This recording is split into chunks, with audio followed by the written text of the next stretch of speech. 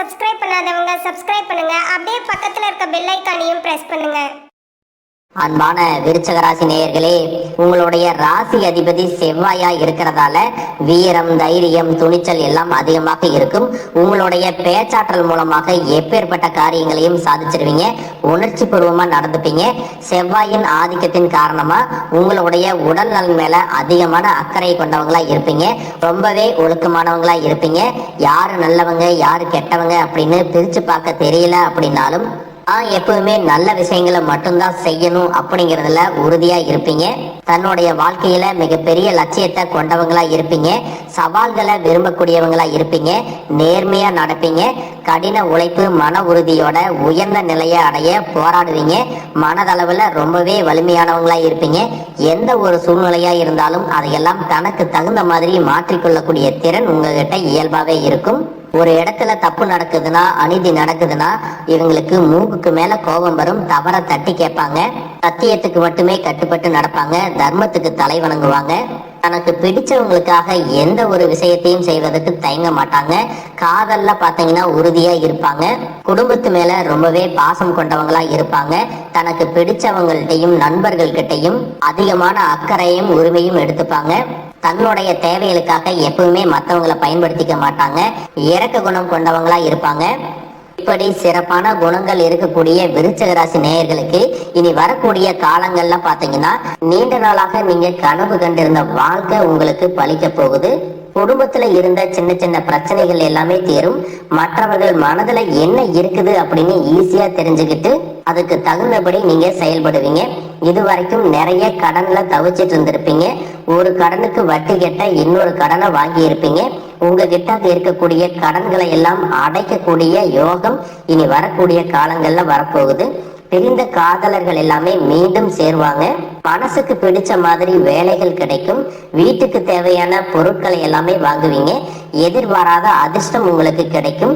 திடீர் திருமணம், எதிர்பாராத குழந்தை பாக்கியம் எல்லாமே ஏற்படும்.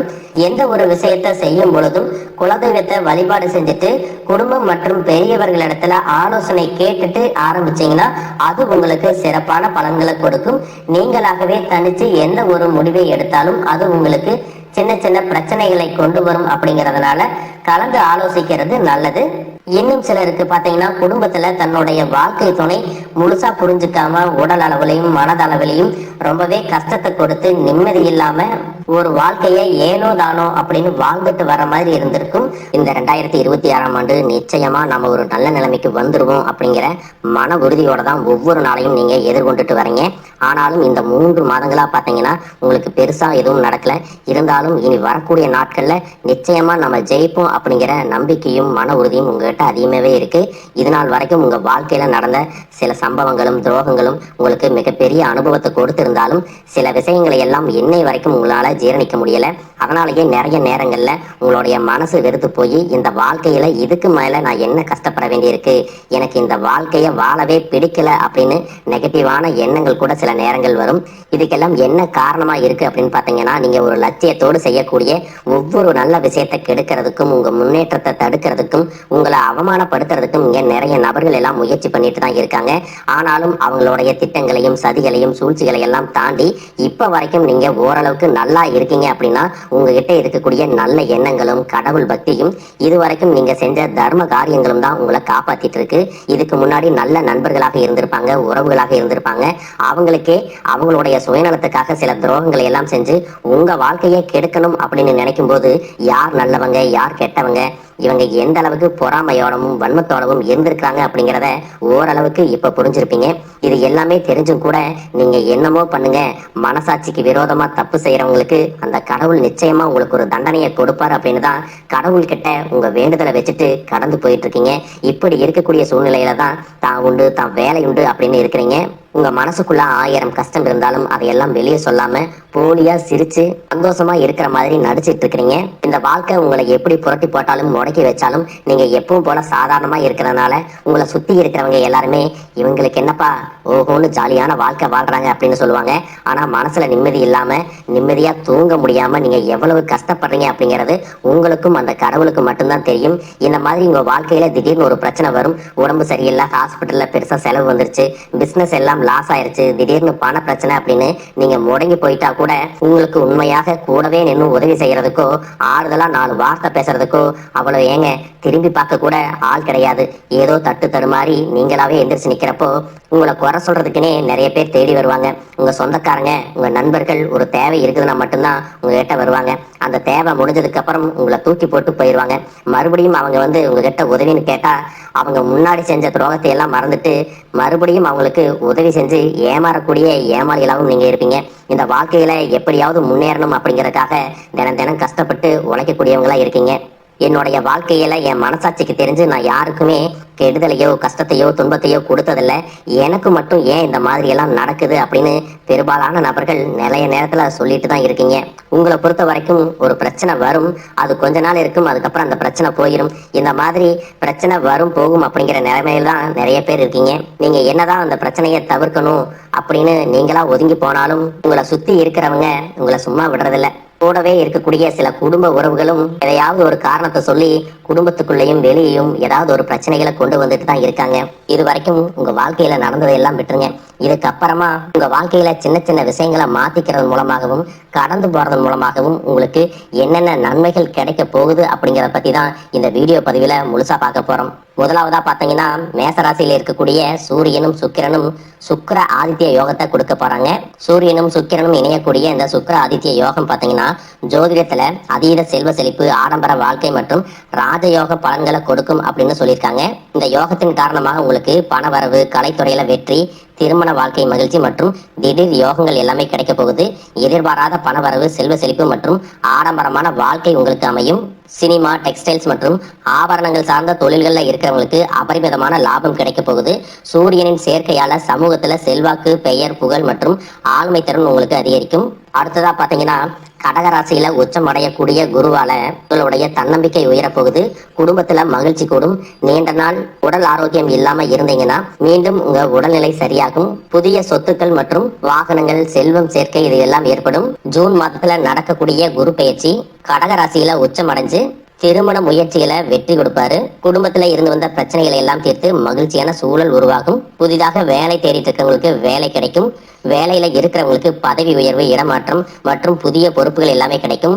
மாணவர்களுக்கு கல்வி சிறக்கும். வெளிநாடு செல்வதற்கான வாய்ப்புகள் உருவாகும். நீண்ட நாட்களாக இருந்த நோய் உங்களுக்கு நீங்கும். மன அமைதியும் நேர்மறையான ஆற்றலும் அதிகரிக்கும். பேச்சுவார்த்தையில உங்களுக்கு எப்பவுமே நிதானம் இருக்கும். இதே நேரத்துல கஜ கேசரி யோகத்தின் மூலமாக சமூகத்துல உங்களுடைய கௌரவம், அந்தஸ்து எல்லாமே உயரப்போகுது. அடுத்ததா 2026ஆம் ஆண்டு டிசம்பர் 5ஆம் தேதி நடக்கக்கூடிய ராகு கேது பெயர்ச்சியின் மூலமாக ராகு மகர ராசிக்கும் கேது கடக ராசிக்கும் பெயர்ச்சி ஆகிறாங்க. இந்த பெயர்ச்சிகள் காரணமா கும்பத்தில் இருக்கக்கூடிய ராகு தொழில்நுட்பம், கண்டுபிடிப்புகள் மற்றும் சமூக மாற்றங்கள்ல முன்னேற்றத்தை கொடுப்பாரு. டிசம்பருக்கு பிறகு மகரத்திற்கு செல்லும் பொழுது கடின உழைப்பு மற்றும் தொழில் சார்ந்த பொறுப்புகள் உங்களுக்கு அதிகரிக்கும். கேதுவின் தாக்கம் எப்படி இருக்கும் அப்படின்னு பாத்தீங்கன்னா உங்களுடைய தனிப்பட்ட அடையாளம் மற்றும் அகங்காரத்தை குறைச்சு சிறப்பான முன்னேற்றத்தை கொடுக்க போறாங்க. குடும்ப உறவுகள் மற்றும் உணர்ச்சிகள்ல அதிக கவனம் செலுத்த வேண்டியதாக இருக்கும். உங்களுடைய திறமைக்கு அங்கீகாரமும் கடின உழைப்புக்கு ஏற்ற வெற்றியும் கிடைக்க போகுது. மேலும் உங்களுக்கு சிறப்பான பலன்கள் எல்லாம் கிடைக்கணும் அப்படின்னா ராகு கேது பாதிப்புகளை குறைக்கிறதுக்கு காளஹஸ்தி போன்ற ஸ்தலங்களுக்கு சென்று வழிபட்டீங்க அப்படின்னா மன நிம்மதியும் புதிய தெம்பும் கிடைக்கும். அடுத்ததா சனி பகவானை பொறுத்த வரைக்கும் எப்பவுமே கடின உழைப்புக்கு நல்ல பலன்களை கொடுக்கக்கூடியவர். உழைப்புக்கேற்ற உயர்வு, நிதானமான முன்னேற்றம் இருக்கும்.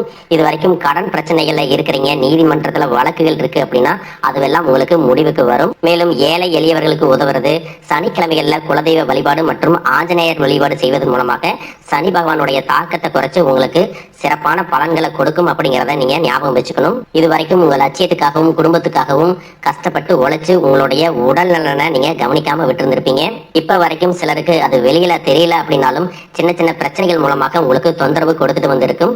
அந்த உடல் சார்ந்த பிரச்சனைகள் முழுவதும் குணமாகணும் அப்படின்னா அதற்கு தகுந்த சிகிச்சை முறைகளை எடுத்துக்கிறது மட்டுமல்லாம உங்களுடைய உடல் நலனையும் நீங்க பாதுகாக்கணும். உங்ககிட்ட நிறைய ஆற்றல் இருக்கு, திட்டங்கள் இருக்கு, கடின உழைப்பு எல்லாமே இருக்கு.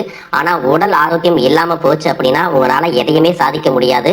இதற்கு பிறகாவது உங்களுடைய உடல் ஆரோக்கியத்துல நீங்க கூடுதலான கவனம் செலுத்தினீங்க அப்படின்னா நீங்க செய்யக்கூடிய எல்லா காரியத்திலையும் உங்களுக்கு வெற்றி கிடைக்கும். எதிரிகளை எல்லாம் ஜெயிச்சு வருவீங்க.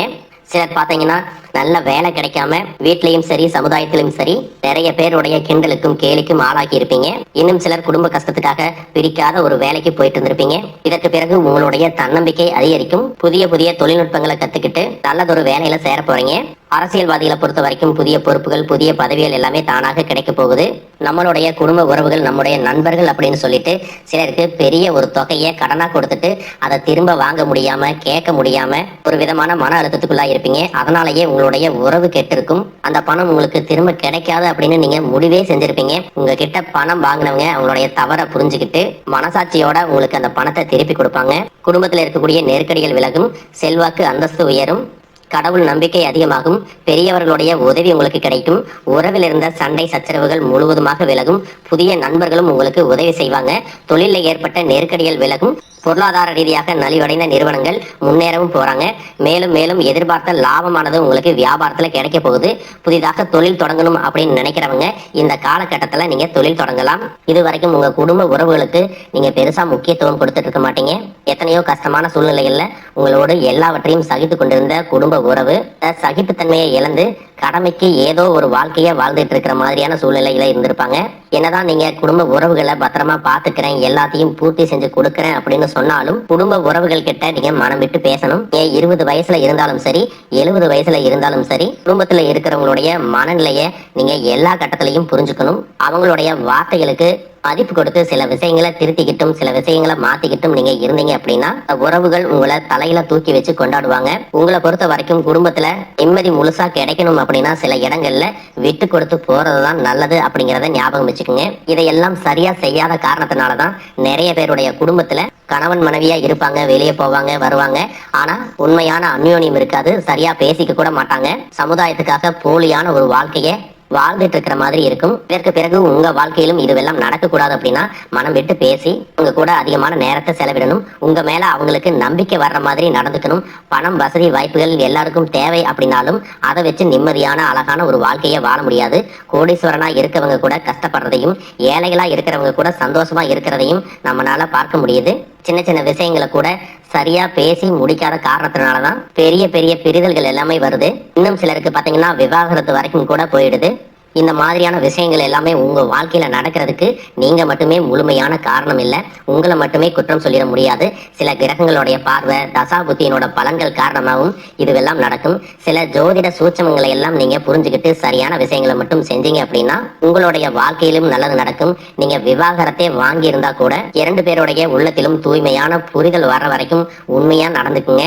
உங்க வாழ்க்கையில நடந்த சம்பவங்கள் எந்த மாதிரி சிச்சுவேஷன்ல நடந்துச்சு அப்படின்னு மத்தவங்க சூழ்நிலையில இருந்து உணர்வு பூர்வமா நினைச்சு பாருங்க. நிச்சயமா உங்க மனசுக்குள்ள மிகப்பெரிய மாற்றம் வரும். இந்த மாற்றத்தின் காரணமாக குடும்ப உறவுகள் மீண்டும் சேர்வாங்க.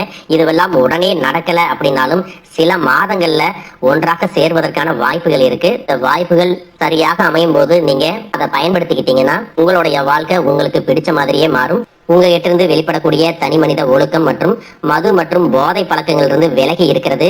ஆரோக்கியமான உணவு பழக்க வழக்கங்கள் காரணமா பல நாட்களாக விலகி இருந்த உறவுகள் மீண்டும் உங்களோட வந்து சேர போறாங்க. புதிய நட்பும் நண்பர்களுடைய தொடர்பும் உங்களுக்கு ஏற்படும். இதுவரைக்கும் வாழ்ந்த வாழ்க்கையை விட வித்தியாசமான புதியதொரு வாழ்க்கையை இனி வாழ போறீங்க. உங்களுடைய நல்ல எண்ணங்களுக்கு எப்பவுமே உங்களுக்கு நல்லதே தான் நடக்கும். நம்பிக்கையோட ஒவ்வொரு அடியும் எடுத்து வைங்க. வாழ்க வளமுடன். மேலும் தகவலுக்கு எங்க சேனலை மறக்காம சப்ஸ்கிரைப் பண்ணுங்க. நன்றி.